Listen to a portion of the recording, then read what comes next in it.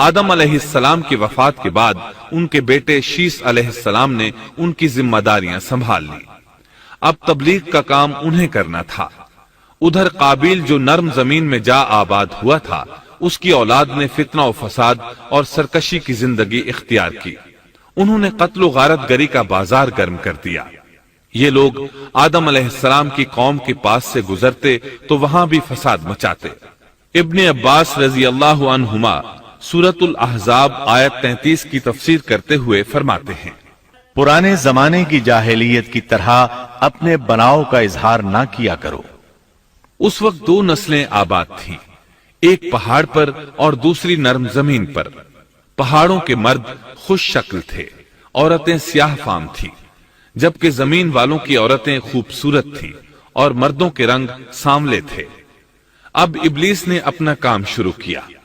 وہ انسانی شکل میں نرم زمین والوں کے پاس آیا اور ایک شخص کا غلام بن کر رہنے لگا۔ پھر اس نے بانسری شکل کی ایک چیز ایجاد کی اور اس کو بجانے لگا۔ لوگ اس آواز پر لٹو ہو گئے، اس کے گرد بھیڑ لگا کر سننے لگے۔ پھر ایک دن میلے کا مقرر ہو گیا، اس میں ہزارہا مرد اور عورتیں جمع ہونے لگے۔ اتفاق سے وہاں ایک دن ایک پہاڑی آدمی بھی آ گیا۔ اس نے میدانی عورتوں کے حسن و جمال کو دیکھا۔ اس نے اپنے قبیلے والوں سے ان کے حسن و جمال کا ذکر کیا۔ اب وہاں کے لوگ کثرت سے میدانی علاقے میں آنے لگے۔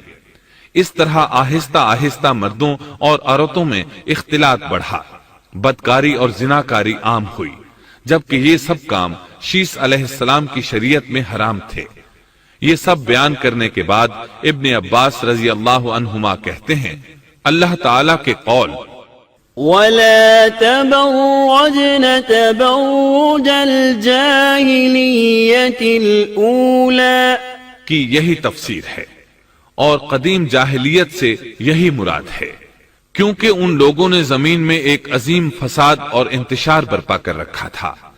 شیس علیہ السلام اپنی قوم کے لوگوں کو سمجھاتے رہے کہ وہ ان شریر اور فسادی لوگوں کے ساتھ میل جول نہ رکھیں، لیکن شیطان مسلسل انہیں ورغلاتا رہا، یہاں تک کہ شیس علیہ السلام کے ساتھ بہت تھوڑے لوگ رہ گئے اور قابیل کی قوم میں بہت اضافہ ہو گیا۔ لوگ یوں ہی زندگی بسر کرتے رہے، یہاں تک کہ اللہ تعالیٰ نے ان میں ادریس علیہ السلام کو مبعوث فرمایا۔ اس بار ہم آپ کے لیے پیش کر رہے ہیں قصص الانبیاء۔ انسان کی فطرت میں کہانی یا قصص سے دلچسپی روز اول ہی سے پائی جاتی ہے۔ قصص کا لفظ عام طور پر کہانی یا داستان کے لیے استعمال ہوتا ہے، لیکن قرآن مجید میں انبیاء کے جو قصے بیان کیے گئے ہیں ان کی غرض و غایت کچھ اور ہی ہے۔ اللہ تعالیٰ نے انسانیت کا آغاز فرماتے ہی انبیاء کا سلسلہ شروع فرمایا۔ انبیاء اور رسول پے در پے آتے رہے۔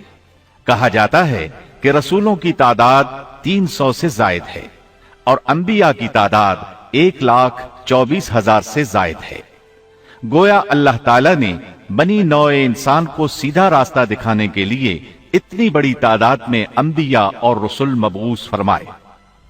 قرآن کریم کے بیان کردہ قصص حقیقت پر مبنی ہیں، اس لیے دوسرے تمام قصص اور واقعات سے امتیازی حیثیت رکھتے ہیں۔ ان کا تعلق خیالات اور ذہنوں سے گھڑی ہوئی باتوں سے نہیں، بلکہ وہ زمین پر واقع ہو چکے۔ انسانوں نے اپنی زندگی کے مختلف ادوار میں ان کا مشاہدہ کیا، اور پھر یہ واقعات اس لحاظ سے بھی منفرد ہیں کہ عبرت کا باعث ہیں۔ قرآن کریم کے یہ قصص لطف اندوز ہونے کے لیے ہرگز نہیں سنائے گئے، بلکہ ان سے تو بنی نوع انسان کو سیدھا راستہ دکھانا مقصود ہے۔ یہ مقصد تھا کہ انسانیت عبرت پکڑے، روز جزا کے بارے میں آنکھیں کھول لے، ان واقعات کو سن کر اور پڑھ کر اپنا راستہ منتخب کر لے۔ گزشتہ انبیاء کی امتیں جو بھیانک جرائم کرتی رہی ہیں ان سے اپنا دامن بچا لے۔ اسی لیے انبیاء کے حالات سے واقفیت از حد ضروری ہے۔ جب تک ہم انبیاء کے واقعات سے روشناس نہیں ہو جاتے اس وقت تک قرآن مجید تک مکمل رسائی حاصل نہیں کر سکتے۔